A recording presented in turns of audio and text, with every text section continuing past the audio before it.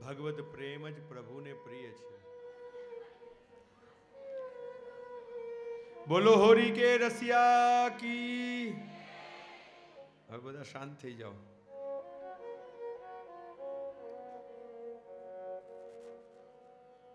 પ્રહલાદજીનું આ જે અલૌકિક ચરિત્ર છે એની ફલશ્રુતિ શું છે?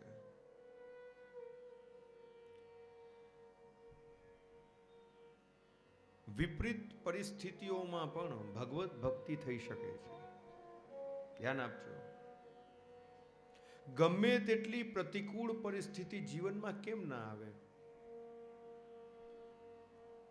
પરંતુ જેને ભગવાનની ભક્તિ જ કરવી હોય એને કોઈ પણ પરિસ્થિતિ બાધા નથી કરતી. આજે વિચાર કરો, એક નાનકડું બાળક અને એના પિતા જ એના શત્રુ બન્યા હોય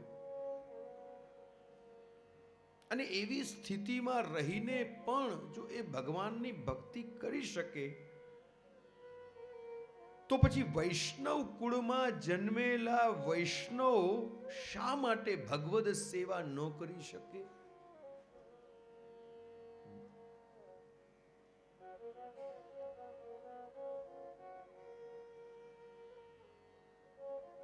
પ્રતિકૂળ પરિસ્થિતિમાં જ જે અનુકૂળતાનો માર્ગ શોધે એ જ વૈષ્ણવ છે.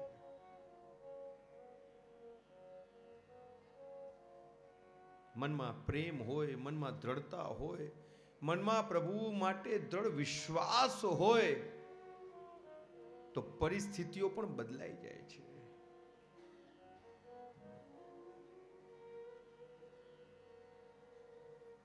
પરિવાર અનુકૂળ ન હોય, મનમાં ઈચ્છા ખૂબ હોય, તાપ ખૂબ થતો હોય કે ઠાકોરજીને પધરાવું, સેવા કરું,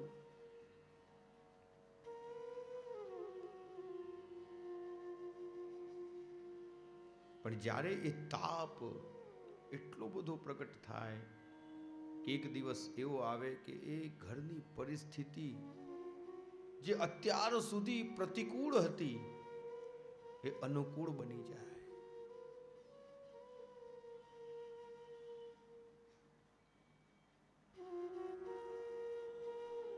આપણા ઘરમાં બિરાજતા આપણા ઠાકોરજી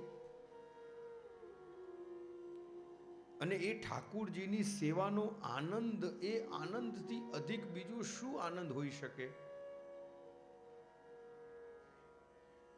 એ ઘરનું વાતાવરણ કેવું હોય?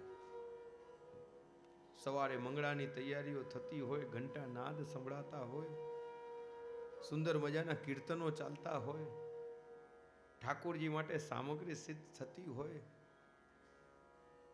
નાના બાળકોને એ પ્રકારે શિક્ષણ આપેલું હોય કે ભાઈ સ્કૂલે જાય, કોલેજે જાય, ઠાકોરજીના મંદિરમાં દંડવત કરી, ઝાડેજી ભરી, ચરણસ્પર્શ કરી અને પછી જાય. કેવું ભક્તિમય વાતાવરણ!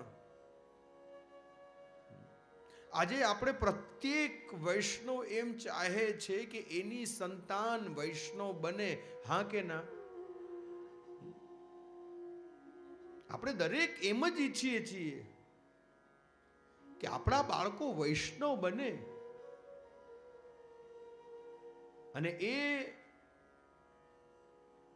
બાળકોને વૈષ્ણવ બનાવવા માટે પ્રયત્ન આપણે જ કરવો પડશે. પ્રાચીન કાળ એવો હતો કે જેમ વડીલો કહેતા એમ બાળકો કરતા. સમય બદલાઈ ગયો છે. હવે જોઈ જોઈને બધું થઈ રહ્યું છે. માતા પિતા જો સેવાનો આગ્રહ રાખતા હોય તો બાળકોની અંદર એ સેવા માટેની રુચિ સહજમાં પ્રગટ થાય છે. એમને પછી કહેવું નથી પડતું કે સેવામાં આવો. નાનપણથી જ પ્રિયજનો બાળકોને પુષ્ટિ માર્ગ, ધર્મ માટે પ્રેરિત કરો. આ પ્રહલાદજીનું ચરિત્ર એક સર્વોત્તમ ઉદાહરણ છે.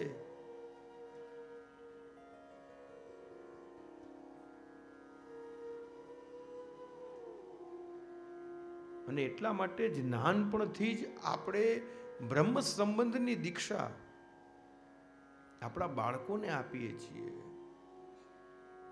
એનું કારણ જ એ છે કે કંઠી સાથેનો એનો સમન્વય, નાનપણથી જ કંઠી પહેરતો હોય, સવારે ઉઠતા જય શ્રી કૃષ્ણ બોલતો હોય, ઠાકોરજીને દંડવત કરતો હોય, તો એ વૈષ્ણવી સંસ્કાર સાથે ઘણાની અંદર એક એવી સમજ છે, એવી અજ્ઞાનતા, હું તો એમ કહીશ, ઘણા એવું ધારીને બેઠા છે કે અમારા બાળકો મોટા થાય ને પછી સમજણા થાય ને પછી બ્રહ્મ સંબંધ લેશે. એવો દિવસ ક્યારે આવવાનો નથી. નાનપણથી જ બાળકોને પ્રેરિત કરો.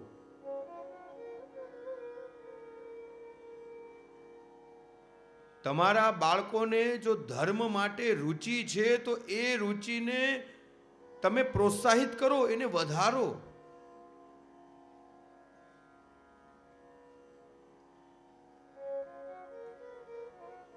પ્રહલાદજીનું ચરિત્ર સર્વોત્તમ ઉદાહરણ છે કે ગમે તેવી પ્રતિકૂળ પરિસ્થિતિમાં પણ આપણે આપણો આત્મધર્મ નિભાવી શકાય છે. ગમે તેટલી પ્રતિકૂળ કેમ ન હોય, પણ જેને સેવા જ કરવી હોય, જેને ભગવત ધર્મ કરવો હોય, જેને ભક્તિ કરવી હોય, એને કોઈ પણ પરિસ્થિતિ બાધા નથી કરતી. શ્રી હરિ એની રક્ષા કરે છે. આવો પ્રિયજનો, આ સાથે જ 7મા સ્કંદને અહીંયા વિરામ આપી 8મ સ્કંદ 8મા સ્કંદમાં પ્રવેશ કરીએ. શ્રી ભાગવત ભગવાન કી જય. 8મ સ્કંદ મન્વંતર લીલા અને શ્રીનાથજી બાવાનો જમણો વક્ષસ્થલ. ધ્યાન આપો, 24 અધ્યાય આ 8મા સ્કંદના છે.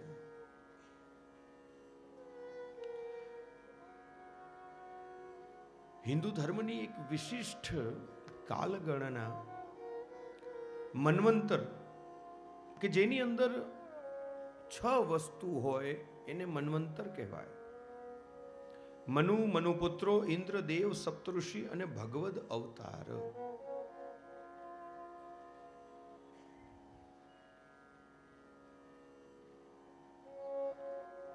સુખદેવજી મહારાજ 8મા સ્કંદના પ્રારંભમાં પ્રભુના પ્રિય ભક્ત ગજેન્દ્રનું ચરિત્ર કહી રહ્યા છે.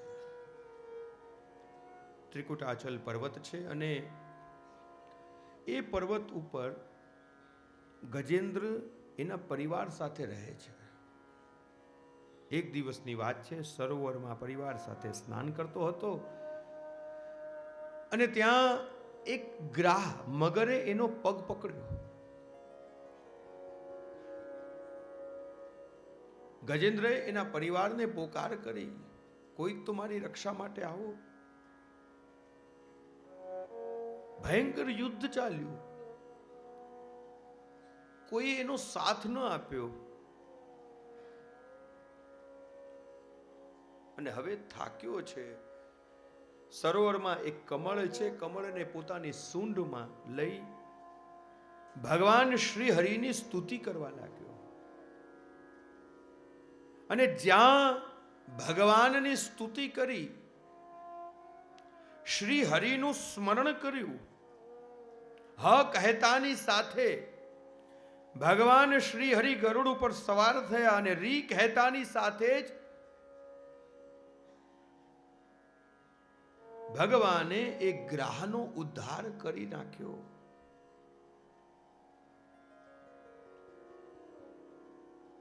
મનમાં પ્રશ્ન થાય, બોલાવ્યા કોણે અને ઉદ્ધાર કોનો થયો?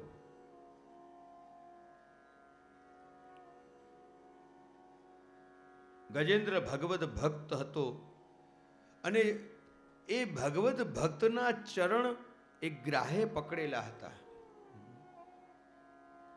ભગવાન જ્યારે પ્રગટ થયા ત્યારે ભગવાને આ દ્રશ્ય જોયું કે ગજેન્દ્ર તો મારો પ્રિય ભક્ત છે અને આ મગરે આ ગ્રાહે મારા ભક્તના ચરણ પકડ્યા છે, એનો તો ઉદ્ધાર મારે કરવો જ પડશે. પ્રભુએ ગ્રાહનો ઉદ્ધાર કર્યો. દાસાનું દાસ, જેણે દાસ ભાવ સિદ્ધ કર્યો છે, એવા ગ્રહનો ઉદ્ધાર થયો. આગળ સુખદેવજી મહારાજ સમુદ્ર મંથનની કથા કહી રહ્યા છે. દેવો અને અસુરો અમૃત મેળવવા માટે સમુદ્રનું મંથન પ્રારંભ કર્યું. વસુકી નાગનું દોરડું બનાવ્યું છે, મંદરાચલ પર્વતને કેન્દ્રમાં રાખ્યો છે અને મંથન પ્રારંભ થયું. એક બાજુ દેવતાઓ છે અને બીજી બાજુ અસુરો છે. મંદરાચલ પર્વત સાગરમાં ડૂબવા લાગ્યો અને તે સમયે ભગવાને કશ્યપ રૂપ ધારણ કરીને એ મંદરાચલ પર્વતને પોતાની પીઠ ઉપર ધારણ કર્યો. બોલીએ કશ્યપ ભગવાન કી જય. કશ્યપ એટલે કે કાચબાનું સ્વરૂપ ભગવાને ધારણ કર્યું છે. સમુદ્ર મંથન પ્રારંભ થયો. સર્વપ્રથમ કાલકૂટ વિષ પ્રગટ થયું. દેવતાઓની વિનંતીથી શિવજીએ એ વિષને ધારણ કર્યું છે. કામધેનુ ગાય પ્રગટ થઈ, જે ઋષિઓ લઈ ગયા. ઉચ્ચેશ્રવા ઘોડો બલિરાજાએ લીધો. ઐરાવત હાથી ઇન્દ્રએ રાખ્યો. અને મંથન કરતા સ્વયં લક્ષ્મીજી પ્રગટ થયા, જે ભગવાનને વળ્યા. મંથન ચાલતા આગળ અમૃતનો કળશ લઈને ધન્વંતરી ભગવાન પ્રગટ થઈ ગયા. ભગવાને તે સમયે મોહિની સ્વરૂપ ધારણ કરીને દેવો અને દાનવોને જુદી પંક્તિમાં બેસાડ્યા અને યુક્તિ દ્વારા દેવતાઓને અમૃતના પાન કરાવ્યા. દાનવોની પંક્તિમાં બેસેલા રાહુ પ્રભુની આ લીલાને જાણી ગયા. દેવ સ્વરૂપ ધારણ કરીને દેવતાઓની મધ્યમાં આવીને બેઠો. પ્રભુએ સુદર્શન ચક્ર દ્વારા એનું શિરચ્છેદ કર્યું. બે ભાગ થયા, રાહુ અને કેતુ. દાનવોને થયું કે અમારી સાથે ભગવાને કપટ કર્યું છે, છલ કર્યું છે. દાનવો અમૃત મેળવવા માટે દેવતાઓ સાથે યુદ્ધ કરવા તૈયાર થયા. ભયંકર યુદ્ધ થયું. દેવો દ્વારા દાનવોનો સંહાર થયો. દાનવોના ગુરુ શુક્રાચાર્યજીએ સંજીવની વિદ્યા દ્વારા ફરી એક વખત અસુરોને જીવિત કર્યા છે. દાનવો ફરી એક વખત દેવતાઓ સાથે યુદ્ધ કરવા માટે તત્પર બન્યા. અહીંયા દેવતાઓની માતા અદિતિને ચિંતા થઈ. કશ્યપ ઋષિને વિનંતી કરી કે મહારાજ, દાનવોનો સંહાર કરે અને મારા પુત્રને ઇન્દ્ર પદ મળે એવું એક પુત્ર મને આપ આપો. કશ્યપ ઋષિએ માતાને પયોવ્રતનો ઉપદેશ આપ્યો અને એ પયોવ્રત અત્યંત શ્રદ્ધાથી માતાએ ધારણ કર્યું, જેના ફળ સ્વરૂપે માતા અદિતિને ત્યાં વામન ભગવાનનું પ્રાગટ્ય થયું. બોલીએ વામન ભગવાન કી જય. ભાદ્ર માસ શુક્લ પક્ષ અને દ્વાદશી તિથિના દિવસે ભગવાન વામન સ્વરૂપ ધારણ કરીને પ્રગટ થઈ ગયા. અભિજીત મુહૂર્ત છે. દેવતાઓએ પુષ્પવૃષ્ટિ કરી, જય જયકાર થવા લાગ્યો. કશ્યપ અને અદિતિએ પોતાના ઘરે ભગવાન પુત્ર રૂપે પધાર્યા છે તેનો મોટો ઉત્સવ મનાવ્યો. બધા જ દેવતાઓને બોલાવવામાં આવ્યા. બૃહસ્પતિએ યજ્ઞોપવીત આપી છે. કશ્યપે લંગોટી પહેરાવી, ભૂમિએ આસન આપ્યું, ચંદ્રએ દંડ આપ્યો, આકાશે છત્ર આપ્યું, સપ્ત ઋષિએ ધર્મ આપ્યો, સરસ્વતીએ રુદ્રાક્ષની માળા પહેરાવી, કુબેર એ ભિક્ષા આપી, ભિક્ષા પાત્ર આપ્યું અને સ્વયં પાર્વતીએ ભિક્ષા આપી છે. વામન ભગવાન જે સ્થાન ઉપર બલિરાજા યજ્ઞ કરી રહ્યા હતા ઇન્દ્રપદ મેળવવા માટે, ભૃગુ ક્ષેત્ર ભરૂચ, બલિરાજાનો ઉદ્ધાર કરવા માટે, એના મનોરથ પૂર્ણ કરવા માટે વામન ભગવાન બલિરાજાની યજ્ઞશાળામાં પધાર્યા છે. દ્વારપાલોએ આવીને બલિરાજાને સંદેશો આપ્યો કે કોઈક એક વામન સ્વરૂપ ધારણ કરીને કોઈ ભૂદેવ પધાર્યા છે. બલિરાજા વામન ભગવાન પાસે આવ્યા છે. દંડોત પ્રણામ કર્યા, બેસવા માટે આસન આપ્યું, અભિવાદન કર્યું. કરોડો સૂર્ય સમાન તેજસ્વી સ્વરૂપ ધારણ કરીને પધારેલા વામન ભગવાનને જોઈને બલિરાજા મોહિત થઈ ગયા. મનોમન એટલા બધા પ્રસન્ન થવા લાગ્યા કે મારા તે કેવા ભાગ્ય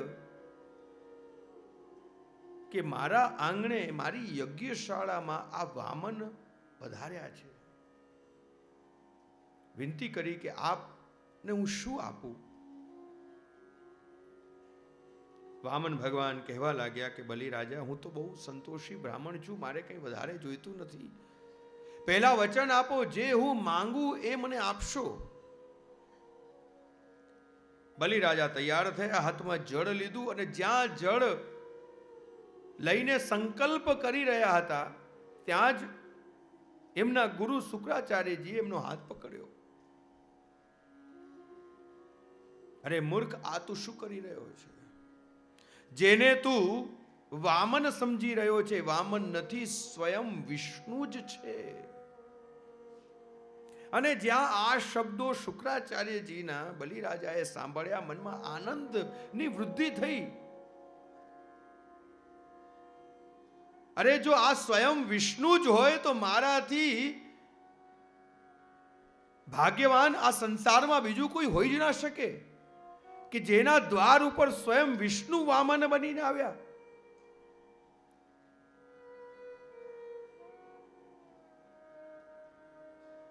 જ્યારે જીવ સત્કર્મ કરવા માટે તત્પર બનતો હોય ત્યારે ઘણા શુક્રાચાર્યો આજે પણ એ જીવને રોકતા હોય છે. તમે પોતે જ નિર્ણય લેજો. મનમાં મનોરથ પ્રગટ થયો હોય, મનમાં સદભાવ પ્રગટ થયો હોય અને આવીને કોઈ એમ કે હમણાં ઠાકોરજી પુષ્ટાવાની શું જરૂર છે, તો સમજી જજો એ કોણ છે. બોલો તો ખરા, સંભળાતું જ નથી. કોણ છે? એને કહેવાનું નથી, મનમાં સમજી જવાનું છે. આજે પણ જ્યારે જ્યારે જીવ સત્કર્મ કરવા માટે તત્પર બને છે, ધ્યાન આપજો, ત્યારે ત્યારે શુક્રાચાર્ય એનો હાથ પકડે છે.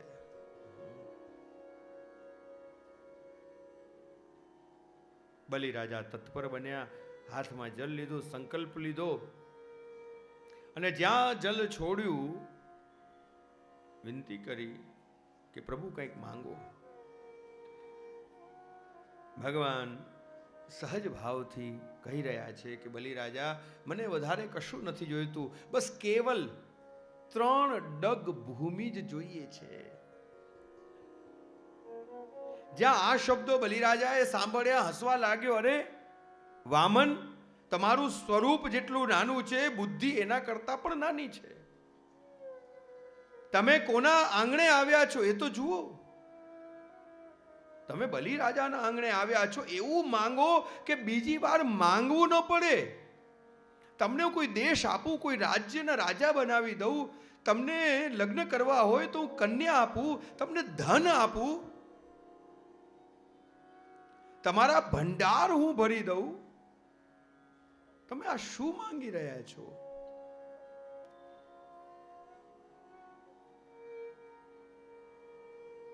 વામન ભગવાન કહેવા લાગ્યા, મેં તો બડો સંતોષી હું.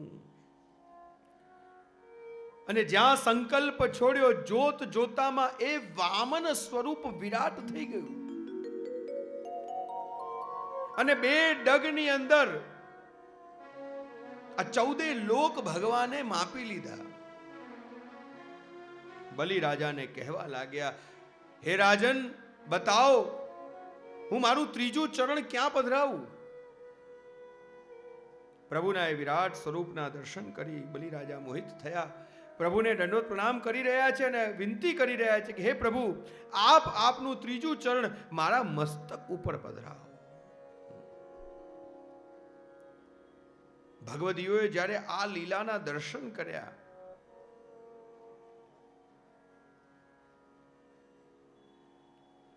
ત્યારે ભગવદીઓના એ શબ્દ કે બલિ રાજાનું જે સમર્પણ છે એ જ સાચું સમર્પણ છે. બલિ રાજા કો સમર્પણ સાચો, બલિ રાજા કો સમર્પણ સાચો. बहुत कयो गुरु शुक्र देवता, मन दृढ़ आप नहीं काचो साचो, बलि राजा को समर्पण साचो. સર્વ વસ્તુ સમર્પણમ. શ્રી મહાપ્રભુજીનો પણ પુષ્ટિ માર્ગમાં આ જ સિદ્ધાંત છે. શ્રી ગુસાઈજી જ્યારે આગ્રા પધાર્યા અને એક ભગવદીય વૈષ્ણવને ત્યાં શ્રી ગુસાઈજી ઉતારો કર્યો, મુકામ કર્યો. સંધ્યાકાળ શ્રી ગુસાઈજી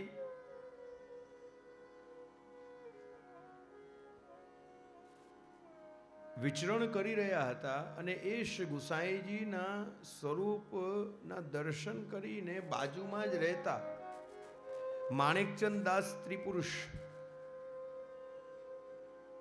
એ સ્વરૂપમાં એટલા બધા મોહિત થયા. સવારે શ્રી ગુસાઈજીની સન્મુખ થયા, અમને શરણે લો. શ્રી ગુસાઈજી એમને શરણે લીધા, બ્રહ્મ સંબંધ કરાવ્યું. 3 દિવસ એમને ત્યાં મુકામ કર્યો અને ચોથા દિવસે જ્યારે શ્રી ગુસાઈજી મુકામ વડો કર્યો, ગાડા તૈયાર થયા, વૈષ્ણવોએ પોતાનો સામાન તૈયાર કર્યો અને જ્યાં શ્રી ગુસાઈજીની યાત્રા આગળ વધી રહી હતી ત્યાં શ્રી ગુસાઈજીએ ઝાંઝરનો સ્વર શ્રી ગુસાઈજીએ સાંભળ્યો. શ્રી ગુસાઈજીને આશ્ચર્ય થયું કે અમારી સાથે અમારા વૈષ્ણવ મંડળમાં કોઈ સ્ત્રીજન તો છે જ નહીં, આ નૂપુરનો નાદ ક્યાંથી આવે છે? ભંડારીને પૂછ્યું કે ભાઈ આ ક્યાંથી આવી રહ્યો છે? વૈષ્ણવ ઉત્તર આપ્યો કે જેને ત્યાં આપનો ઉતારો હતો, મુકામ હતો, એ માણેકચંદ દાસ સ્ત્રી પુરુષ આપની સાથે સંગમાં ચાલી રહ્યા છે. અને એનાથી પણ આગળ કૃપાનાથ, આ માણેકચંદ દાસજી પાસે જે કાંઈ પણ હતું એ બધું જ વેચીને આપના ભંડારમાં ભરી દીધું છે. બધી જ વસ્તુ આપને સમર્પિત કરી દીધી છે. અને જ્યાં શ્રી ગુસાઈજી આ વાત સાંભળી,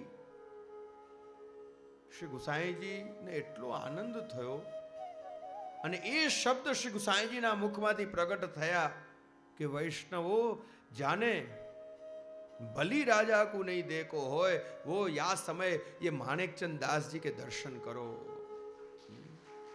सर्व वस्तु समर्पणम. જે કાંઈ પણ છે એ ભગવદ કાર્યમાં વિનિયોગ કરીએ. સંપત્તિ જે પ્રાપ્ત થઈ છે ભગવદ કૃપાથી, એ સંપત્તિની સદગતિ એ જ છે કે એ સંપત્તિનો ભગવદ કાર્યમાં વિનિયોગ થાય. મને ખૂબ જ પ્રસન્નતા છે કે આ મનોરથી પરિવાર, આ સભાયા પરિવાર દ્વારા જે આ ભગવદ સત્સંગ, કારણ કે આ જ વાસ્તવમાં સંપત્તિની સદગતિ છે. આજે અમારા જીતુભાઈ પણ અહીંયા ઉપસ્થિત છે. આગામી જે સોમ યજ્ઞ થવાનો છે માંડાસણમાં, મને વાત કહેતા ખૂબ આનંદ થાય છે કે જીતુભાઈ એના મુખ્ય મનોરથી છે. ખૂબ મોટું યોગદાન અને ખૂબ સુંદર સંકલ્પ એમણે લીધો છે.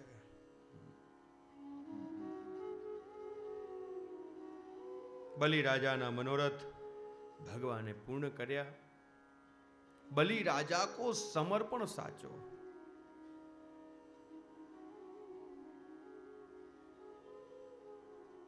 સાચો સમર્પણ બલિરાજા કો. આગળ શુકદેવજી મહારાજ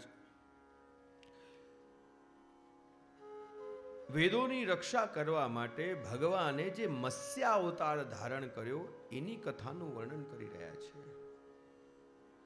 પ્રભુએ મત્સ્ય સ્વરૂપ માછલીનું રૂપ ધારણ કર્યું છે. આ ગુરુનો અવતાર છે.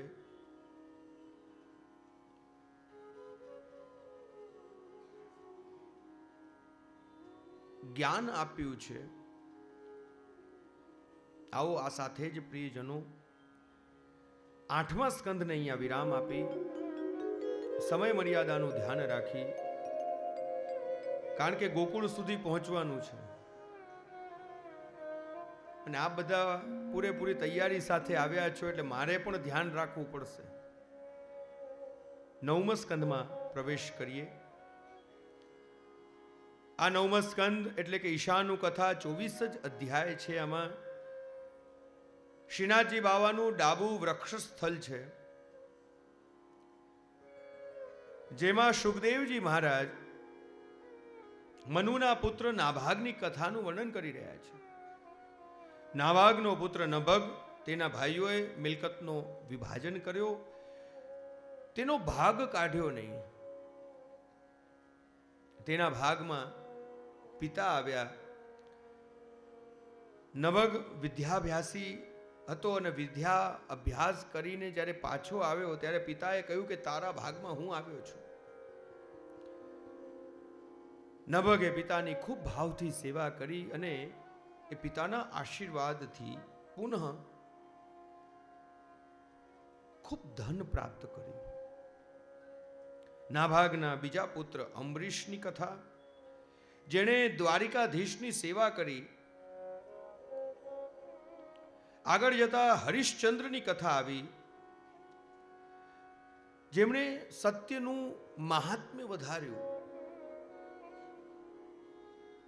આગળ જતા એમના વંશમાં ભગીરથના પ્રયત્નથી ગંગાજીનું ભૂતલ ઉપર જે અવતરણ થયું એનું ચરિત્ર આવ્યું. ભગીરથે પૂર્વજોનો ઉદ્ધાર કરવા માટે ગંગાજીને અવતરિત કર્યા. અને આગળ 9મા સ્કંદમાં મર્યાદા પુરુષોત્તમ પ્રભુ શ્રી રામનું ચરિત્ર આવે છે. સૂર્યવંશમાં ખટવાંગ, તેમના પુત્ર દીર્ઘબાહુ, દીર્ઘબાહુના પુત્ર રઘુ, તેમના અજ, અને તેમને ત્યાં દશરથ, અને દશરથને ત્યાં પ્રભુ શ્રી રામનું પ્રાગટ્ય થયું. તુલસીદાસજી વર્ણન કરતા ખૂબ સુંદર વર્ણન કરી રહ્યા છે. અવધપુરી રઘુકુલ મનિરાઉ, વેદ વિદિત તેહિ દશરથ નાઉ, ધર્મ ધુરં જ્ઞાની હૃદય ભગતિ મતિ સારંગ પાની. અયોધ્યાના રાજા દશરથ ધર્મ ધુરંધર છે, ગુણનિધિ છે, જ્ઞાની છે, તેમના હૃદયમાં ભક્તિ છે, પણ મનમાં એક સંતાપ છે. એક દિવસની વાત છે, તુલસીદાસજી વર્ણન કરતા, હો એક બાર ભૂપતિ મન માહી ભય ગ્લાની મોરે સુત નાહી ગુરુ ગૃહ ગયે તુરત મહિપાલા ચરણ લાગી કરી વિનય વિશાલા. એક વખત રાજા દશરથ ગુરુ વશિષ્ઠ પાસે આવ્યા, દંડ પ્રણામ કર્યા, વિનંતી કરી, હે ગુરુદેવ, બધું જ સુખ છે, પરંતુ મારા રઘુવંશનું શું થશે? ગુરુ વશિષ્ઠે રાજા દશરથને ધૈર્ય ધારણ કરવા કહ્યું અને શૃંગી ઋષિને બોલાવ્યા. પુત્ર કામેશથી યજ્ઞનું આયોજન કરવામાં આવ્યું. યજ્ઞના વિરામમાં હાથમાં ચરુ લઈને યજ્ઞ નારાયણ સ્વયં પ્રગટ થઈ ગયા, પ્રસાદ આપ્યો. ગુરુદેવે આજ્ઞા કરી કે ત્રણેય રાણીઓને વિતરણ કરો. સમય વીતવા લાગ્યો અને ત્રણેય રાણીઓને ગર્ભ રહ્યા. ધીરે ધીરે ધીરે હવે અવધ અયોધ્યામાં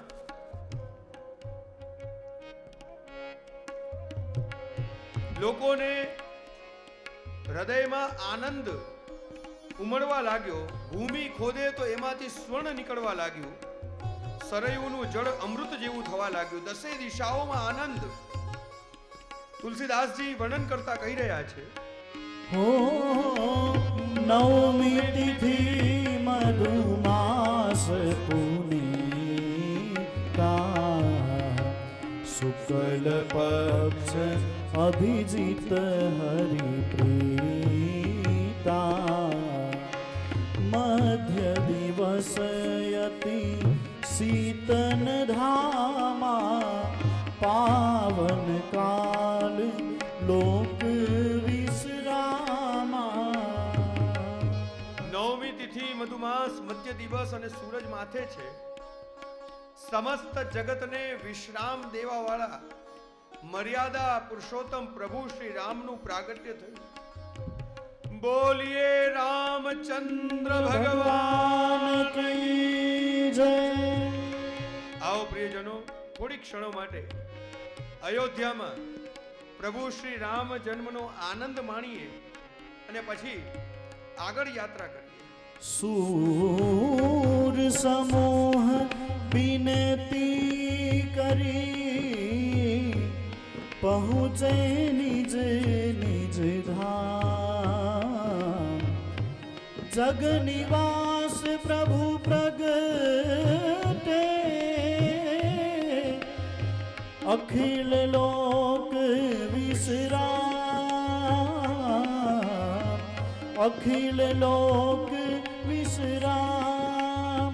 હો ભય પ્રગટ કૃપાલા દીન દયાલા કૌશલ્યા હિતકારી.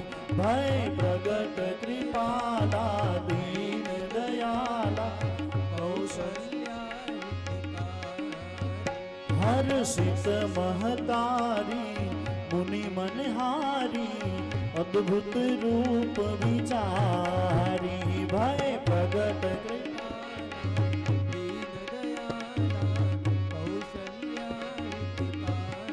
હો લોચન અભિરામા તનુ ઘનશ્યામા નિજ આયુધ ભુજચારી. ભૂષણ વનમાલ નયન વિશાલા શોભા સિંધુ કરારી. ભય પ્રગટ કૃપાલા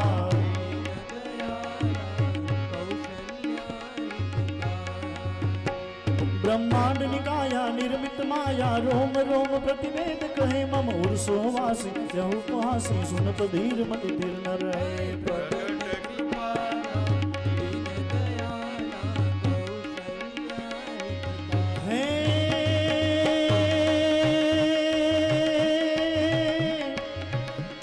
इंद्रधेनु सुर संत हित लीन्ह मनुज अवतार है निज इच्छा निर्मित तनु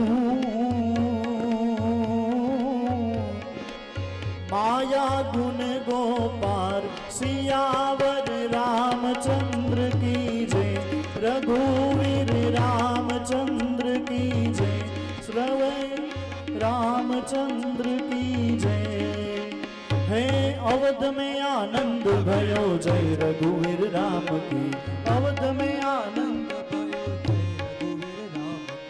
जय रघुवीर राम की हाथी घोड़ा पाल की जय रघुवीर राम की हाथी घोड़ा पाल की हो जय रघुवीर राम की हाथी घोड़ा पाल की जय रघुवीर राम की हाथी घोड़ा पाल की अरे हाथी दिए घोड़ा दिए और दिए पाल की हाथी दिए घोड़ा दिए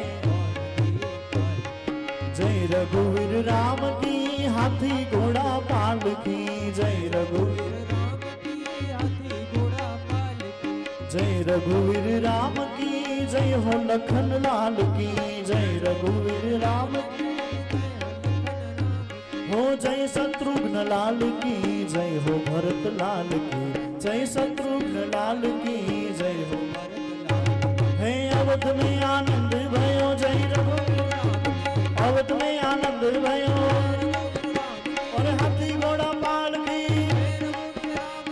अवध में आनंद भयो कौशल्या को प्यारो भयो अरे कौशल्या को प्यारो भयो दशरथ दुलारो भयो अरे दशरथ दुलारो भयो अवध में आनंद भयो है अवध में आनंद भयो जय रघुवीर राम की हाथी घोड़ा पाल की जय रघुवीर राम की हाथी घोड़ा पाल की जय रघुवीर राम की हाथी घोड़ा पाल है अवध में आनंद भयो अवध में आनंद भयो अवध में आनंद भयो जय रघुवीर राम की जय रघुवीर राम की जय रघुवीर राम की जय रघुवीर राम की जय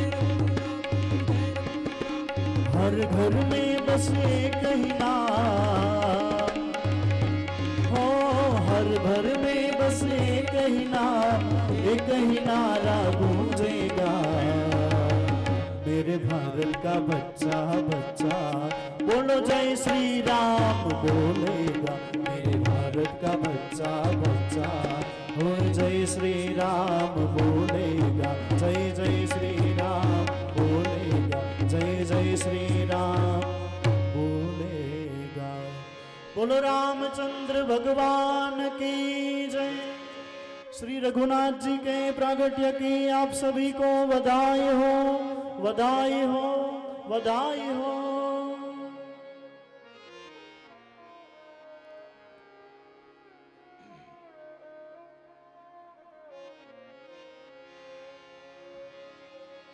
सुनी शिशुरुदन परम प्रिय बानी संभ्रम चली आई सब रानी दशरथ पुत्र जन्म सुनिकाना मानहु ब्रह्मानंद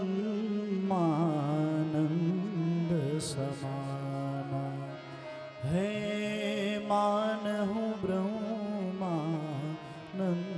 समाना बोलो रामचंद्र भगवान की जय बोलो रामचंद्र भगवान की जय।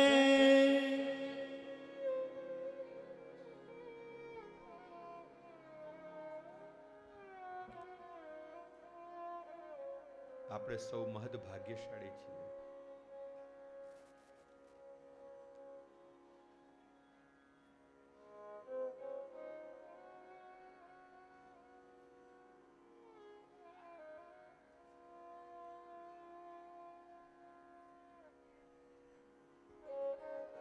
થોડા સમય પહેલા જ મર્યાદા પુરુષોત્તમ પ્રભુ શ્રી રામ એના મૂળ સ્થાન ઉપર પધારી ગયા, જેની આપણે સૌ અને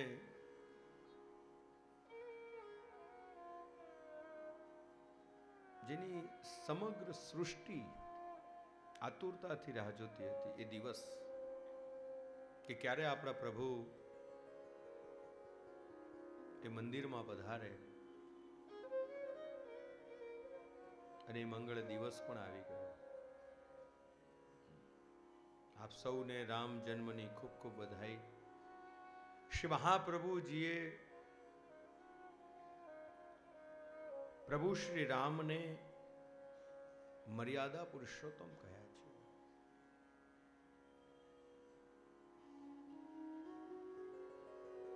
મર્યાદા પુરુષોત્તમ એટલા માટે કે પ્રભુ મર્યાદામાં રહ્યા, અને એટલા માટે જ તો કહેવાય છે કે કૃષ્ણ કહે તે કરો અને રામ કરે તે કરો. પ્રભુ અનેકવિધ મર્યાદાઓનું પાલન કર્યું છે, છતાં શ્રી મહાપ્રભુજી આજ્ઞા કરે છે કે 4 કાર્ય એવા છે પ્રભુ શ્રી રામના કે જે પુષ્ટિના કાર્યો છે. અને એટલા માટે જ આપણી પુષ્ટિ પરંપરામાં પણ રામનવમીનો ઉત્સવ ખૂબ આનંદથી મનાવવામાં આવે છે.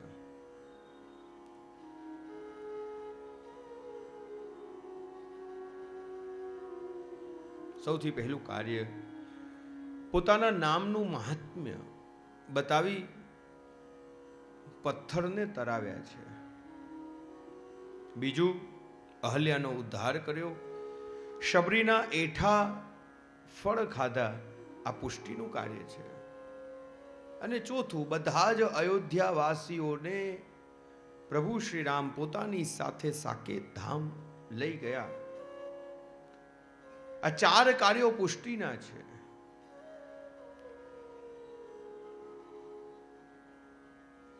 ખૂબ સુંદર મજાનું આ પ્રભુ શ્રી રામનું ચરિત્ર. ઘણું બધું શીખવા મળે રામાયણથી.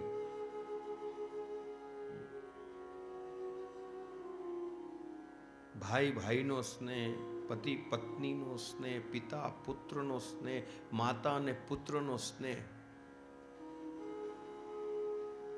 સ્વામી અને સેવકનો સ્નેહ. હનુમાનજીની ભક્તિ ભલે મર્યાદા ભક્તિ પણ સર્વોત્તમ ભક્તિ છે. સ્વામી અને સેવકનો સ્નેહ કેવો હોય.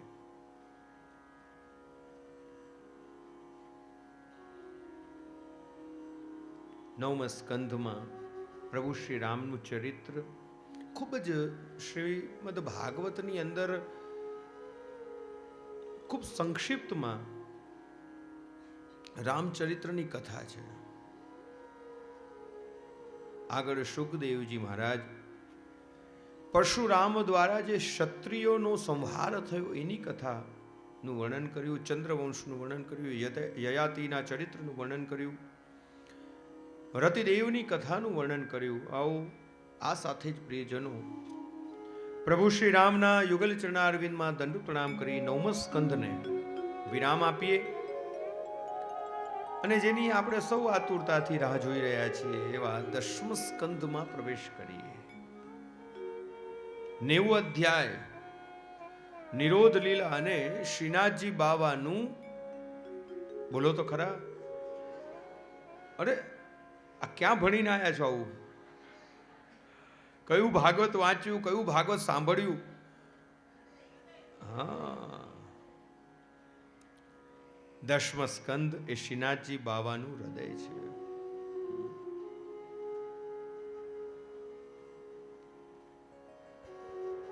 પરીક્ષિત રાજાએ પ્રશ્ન કર્યો, કથિતો વંશ વિસ્તારો ભવતા સોમ સૂર્યયો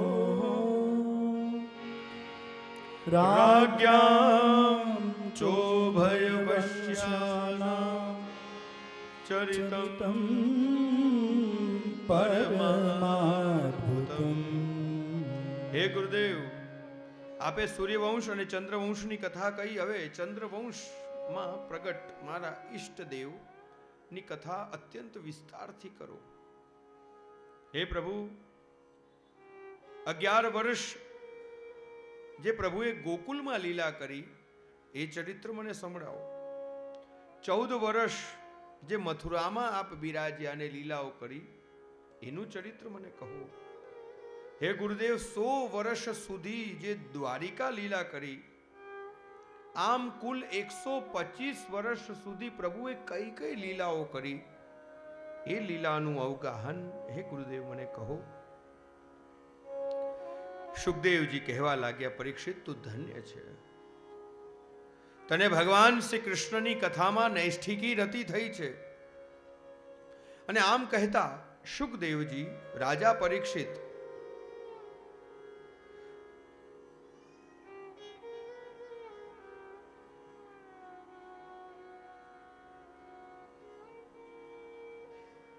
જેની કથા સાંભળવા માટે રાજા પરીક્ષિત આતુર હતા, એ કૃષ્ણ કથાનું વર્ણન સુખદેવજી કરી રહ્યા છે. હે રાજન, જ્યારે પૃથ્વી ઉપર અસુરોનો ભાર વધ્યો ત્યારે પૃથ્વી પીડાઈને ગાયનું રૂપ ધારણ કરીને દેવતાઓ પાસે આવી અને પોતાનું દુઃખ પ્રગટ કર્યું. દેવતાઓ પૃથ્વીને સાંત્વના આપી, હે પૃથ્વી દેવી, જેવી સ્થિતિ તમારી છે એવી જ સ્થિતિ અમારી પણ છે. આપણે બધા જ સાથે મળીને ક્ષીરસાગરમાં પોઢેલા પ્રભુ પાસે જઈએ. બ્રહ્માજી સહિત બધા જ દેવતાઓ પૃથ્વી સાથે મળી ક્ષીરસાગરમાં પોઢેલા પ્રભુ પાસે આવ્યા, વિનંતી કરી, હે પ્રભુ પ્રગટ થાઓ. સ્તુતિ કરવામાં આવી. ભગવાને દેવતાઓને, પૃથ્વીને આશ્વાસન આપ્યું કે હવે હું પ્રગટ થવાનો સમય મારો આવી જ ગયો છે.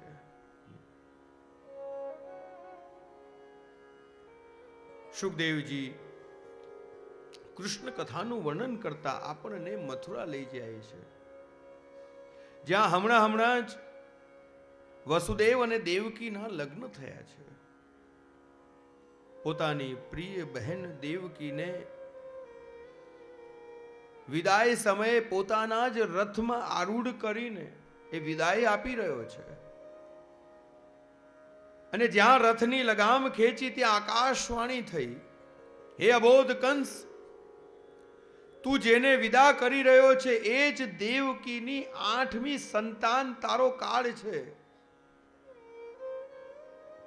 જ્યાં શબ્દ કંસે સાંભળ્યા, ક્રોધ આવ્યો, હાથમાં શસ્ત્ર લીધા અને દેવકી ને મારવા માટે તૈયાર થયો. વસુદેવજીએ કંસનો હાથ પકડ્યો. અરે રાજા કંસ, તને મૃત્યુનો ભય છે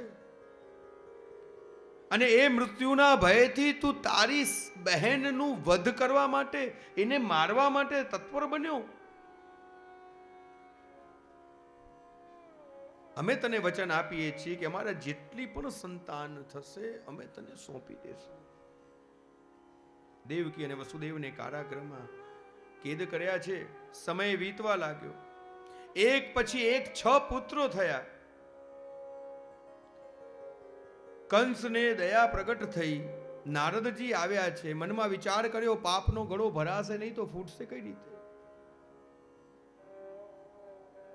કંસે વિચાર કર્યો કે 8મી સંતાન મારો કાળ છે, અને એમ વિચાર કરીને 6 પુત્રોને માર્યા નથી. નારદજી આવ્યા, એક પુષ્પ બતાવ્યું, બતાવો કંસ, આમાંથી પહેલી પાંદડી કઈ અને 8મી પાંદડી કઈ છે. કંસને દુર્બુદ્ધિ પ્રગટ થઈ અને તરત જ કારાગૃહમાં આવ્યો. એક પછી એક બધા જ બાળકોને મારી નાખ્યા. સમય વીતવા લાગ્યો. ભગવાને યોગ માયાને બોલાવી અને આજ્ઞા કરી કે તમે દેવકીના 7મ ગર્ભનું સંકર્ષણ કરીને વસુદેવના બીજા પત્ની રોહિણીના ગર્ભમાં પ્રસ્થાપિત કરો અને તમે યશોદાજીની પુત્રી તરીકે પ્રગટ થશો. હું દેવકીના 8મા ગર્ભમાં પ્રગટ થવાનો છું. સમય વીતવા લાગ્યો. પ્રભુનો પ્રાગટ્યનો કાળ આવ્યો. સર્વપ્રથમ પ્રભુ વસુદેવજીની બુદ્ધિ મનમાં પધાર્યા છે, મનમાં પ્રગટ થયા છે. વસુદેવજીનું તેજ વધવા લાગ્યું.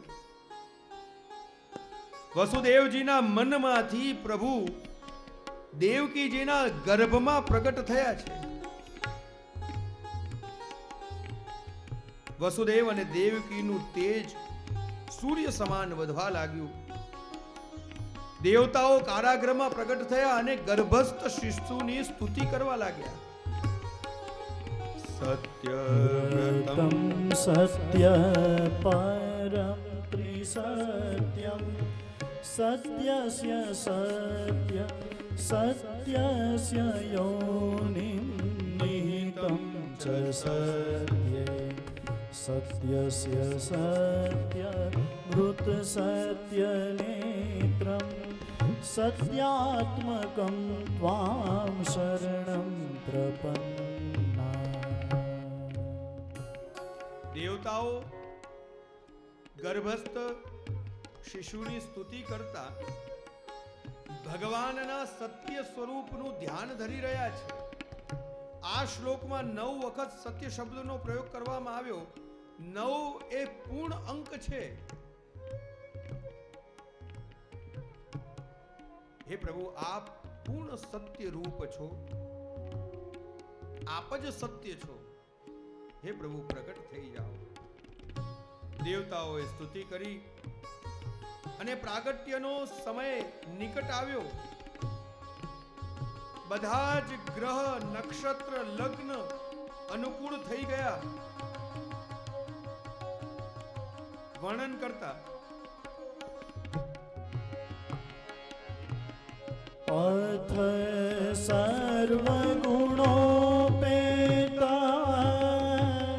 કાલઃ પરમ શોભન યદ્વૈવાજન જન્મર્ક્ષ શાંતર્ક્ષ ગ્રહ તારકં. યોગ નક્ષત્ર લગ્ન ગ્રહ વાર તિથિ બધા જ અનુકૂળ થયા. સર્વ ગુણ સંપન્ન થયા. દિશાઓ પ્રસન્ન થવા લાગી. આકાશ સ્વચ્છ થયું, જળ તત્વ શુદ્ધ થયું, પૃથ્વી તત્વ શુદ્ધ થયું. શીતલ મંદ સુગંધિત પવન વહેવા લાગ્યો. પ્રકૃતિના 5 તત્વો શુદ્ધ અને નિર્મળ બન્યા. સુંદર મજાનો અષ્ટમીનો દિવસ આવ્યો. અનુકૂળ કાળ નક્ષત્ર ગોઠવાયા. સજ્જનોના મન પ્રસન્ન પ્રફુલ્લિત થવા લાગ્યા. આકાશમાં દુંદુભી વાગવા લાગી. અપ્સરાઓ નૃત્ય ગાન કરવા લાગી. દેવતાગણ આનંદિત થઈને પુષ્પ વૃષ્ટિ કરવા લાગ્યા. ધીરે ધીરે મંદ મંદ મંદ જલની વૃષ્ટિ થઈ રહી છે.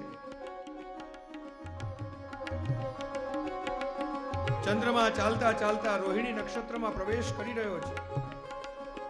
મધ્યરાત્રિ થઈ છે અને એવા સમયમાં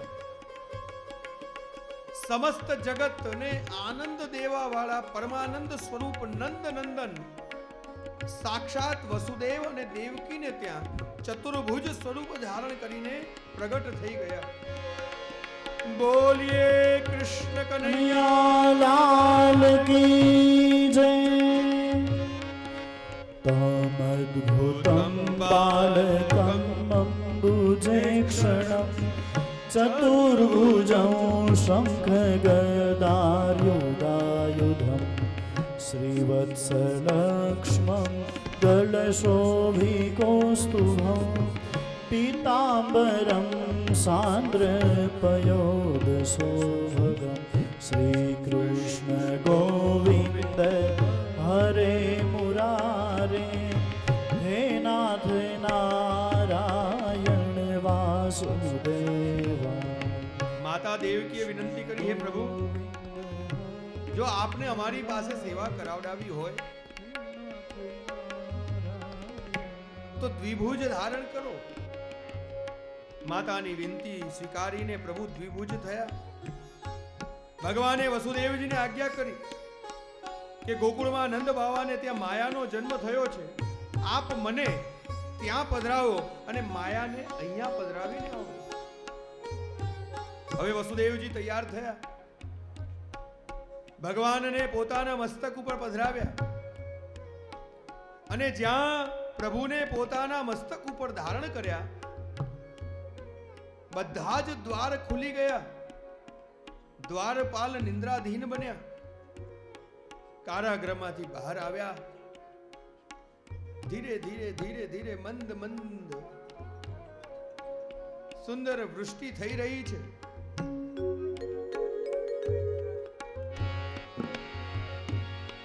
हो श्रावण वद आठम की रेन सुहावनी सुहावनी.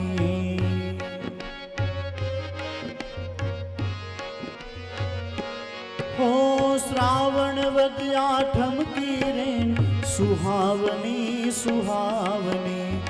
आनंद मंगल गाए सब गज गामिनी गामिनी. झरमर बरसे हो बरसे झरमर बरसे. मैं होलिया हो मैं होलिया हो मैं होलिया मैं होलिया. झरमर बरसे मैं होलिया हो झरमर बरसे मैं होलिया. रंग उड़ाते आए मेरे घर आए आए मेरे घर आए मेरे घर आए कान्हा मेरे घर आए. સુંદર રમણીય વાતાવરણ. ચાલતા ચાલતા વસુદેવજી ઠાકોરજીને મસ્તક ઉપર પધરાવીને શ્રી યમુનાજીના તટ ઉપર પધાર્યા. આજે શ્રી યમુનાજીનું સ્વરૂપ કંઈક જુદું જ લાગી રહ્યું છે. શ્રી યમુનાજી પણ પ્રભુના દર્શન કરવા માટે, ચણસ્પર્શ કરવા માટે અધીરા બન્યા છે, વ્યાકુળ બન્યા છે, આતુર બન્યા છે.